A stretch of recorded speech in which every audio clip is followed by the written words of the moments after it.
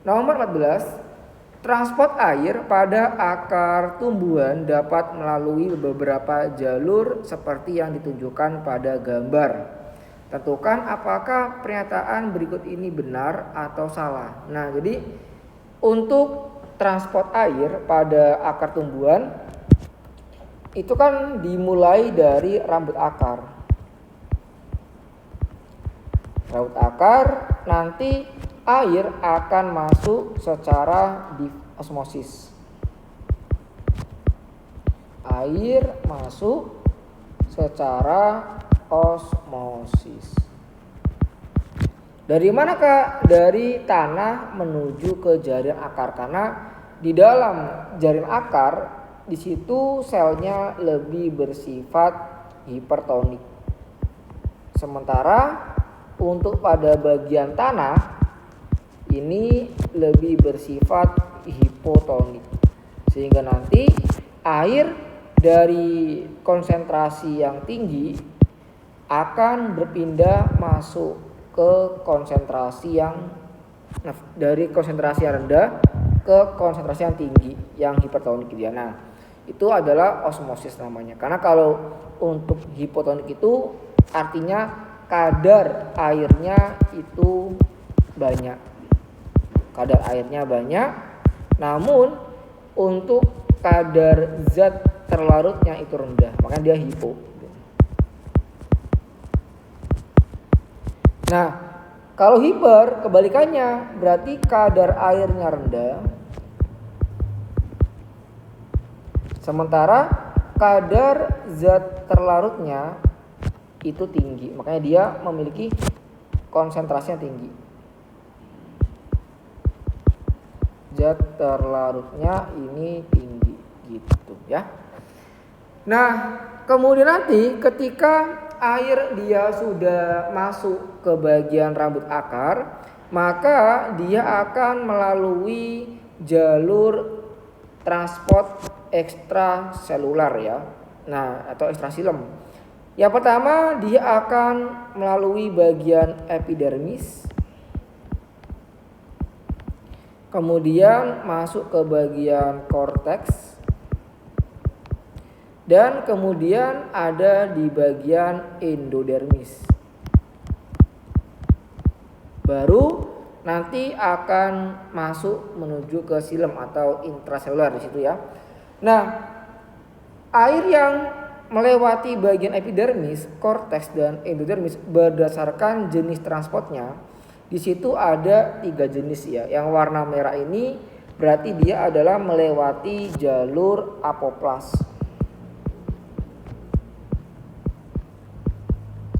Kalau untuk yang B, yang warna biru ini jalur simplas.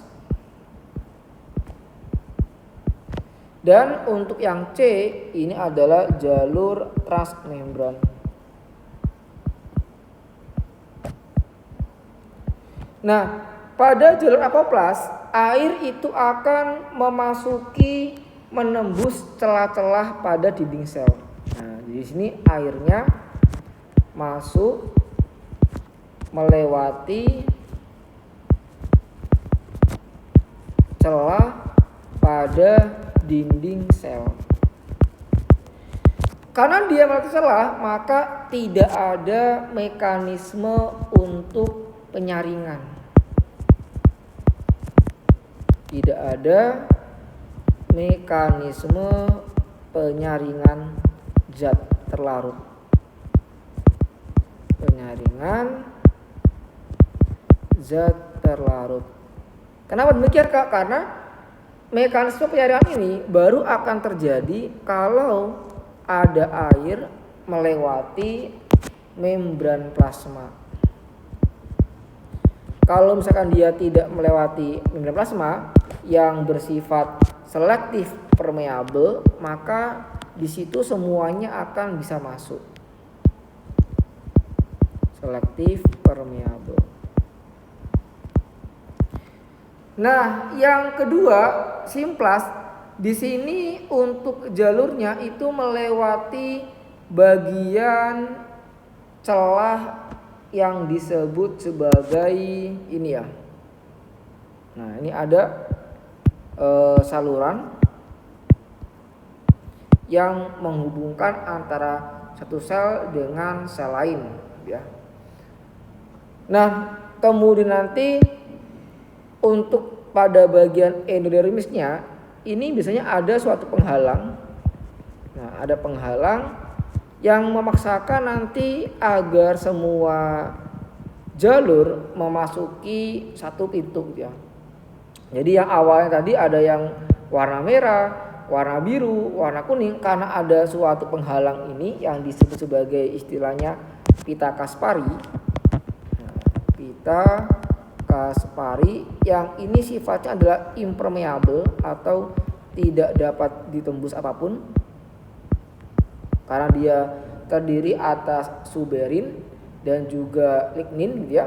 Maka jalur yang warna merah ini akan berbelok masuk ke bagian celah juga. Yang warna biru juga berbelok ke celah, warna kuning juga berbelok ke arah celah. Nah, celah yang ada di antara sel ini namanya adalah celah plasmodesmata. Jadi yang S ini adalah plasmodesmata, yaitu saluran atau celah yang menghubungkan antar satu sel dengan sel lainnya, gitu. Nah, yang kuning ini dia menembus lapisan membran. Jadi ini jalur transmembran.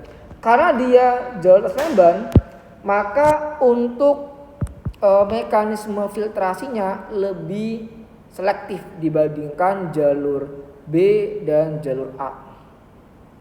Ini mekanisme penyaringannya lebih selektif atau lebih kuat, gitu ya, dibandingkan yang A, yang B sama yang A, gitu ya. Tetapi kalau ditanya bagian yang cepat untuk menghantarkan zat terlarut, ya maka yang A. Kenapa? Karena A dia tidak ada penyaringan. Kalau yang B ini masih ada penyaringan di awal. Nah, di sini masih ada mekanisme penyaringan. Setelah itu baru dia akan menembus lapisan plasmodesmata dan seterusnya. Nah, kalau yang A ini benar-benar dia tidak ada penyaringan karena dia melewati bagian celah yang ada di dinding selnya tanpa melewati sel sama sekali. Nah, kalau yang C dari awal sampai akhir itu melewati membran sel, maka proses penyaringannya itu lebih banyak dibandingkan yang B maupun yang A, gitu ya. Oke, itu untuk yang nomor 14. Sekarang kita akan lihat dulu untuk pernyataannya. Yang pertama, jalur A berpotensi membahayakan sel tumbuhan karena memungkinkan masuknya ion logam berat yang terlarut. Ini benar, ya. Kenapa? Karena jalur A itu kan dia sama sekali tidak melewati membran plasma. Sama sekali tidak melewati membran plasma, yang dimana membran plasma ini akan bertindak sebagai filtrasi atau penyaringan, bertindak sebagai penyaring atau filtrat. Nah, karena dia tidak melewati filtrat atau penyaringan, ya maka semua zat itu bisa masuk, baik yang berbahaya maupun yang tidak berbahaya. Berarti ini secara konsep pernyataan dia benar.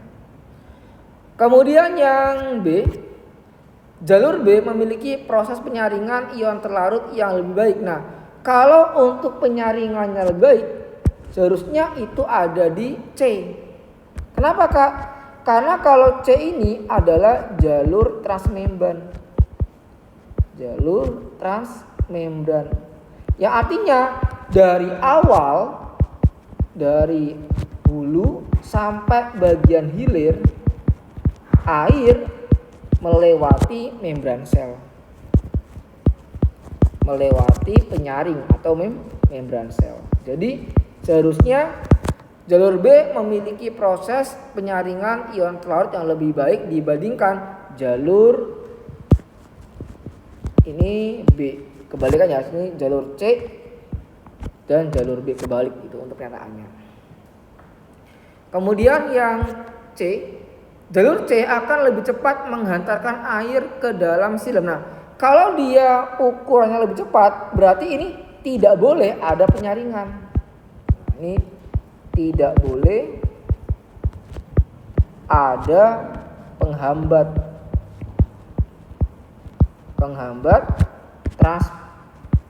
transport. Nah, termasuk penyaringan, termasuk mekanisme filtrat. Nah, dari A, B, C mana yang tidak melewati penyaringan? Ya, seharusnya jalur A, bukan jalur C. Jadi salah. Ya, karena yang lebih cepat ya, maka dia tidak ada sama sekali yang menyaring ya. Jadi semuanya baik yang berguna maupun yang enggak berguna semuanya bisa mengalir dengan cepat gitu. Oke. Berarti ini bukan jalur A, jalur B maupun jalur C ya. C atau B sama aja. Jadi karena C sama B itu masih ada penyaringan. Cuma yang paling ketat penyaringannya ada di C karena dia transmembran atau melewati bagian membran gitu. Yang D, semua jalur akan melewati sitoplasma sebelum ditransport menuju silem. Ini juga benar. Kenapa? Karena sebelum menuju ke silem gitu ya, air yang membawa zat terlarut,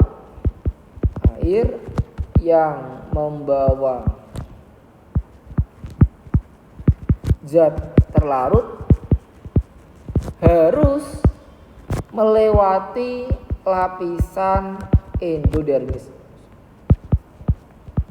Lapisan endodermis akar.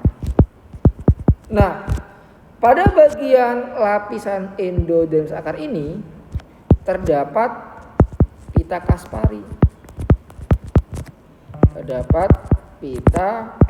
Kaspari. Yang sifatnya itu impermeable atau tidak dapat dilalui oleh apapun gitu ya. Karena pita Kaspari itu timbunan dari zat lilin atau suberin, kemudian lignin dan pati.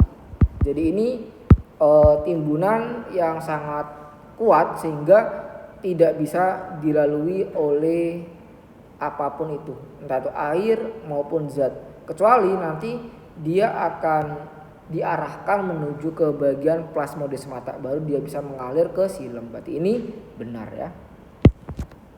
Oke, untuk yang ini apakah jangan dulu? Enggak ada ya.